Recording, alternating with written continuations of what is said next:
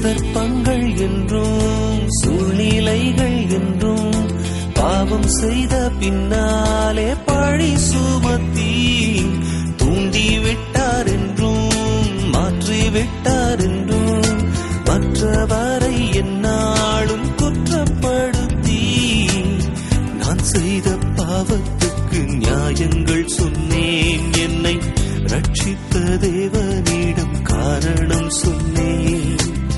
குற்றங்கள் ஒப்புக்கொள்ளும் மனமும் இல்லை, என்னில் நல்லதோர் குணமும் இல்லை.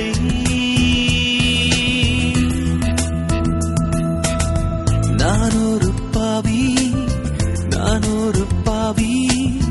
நான் செய்த பாவங்கள் பல்லாயிரம்.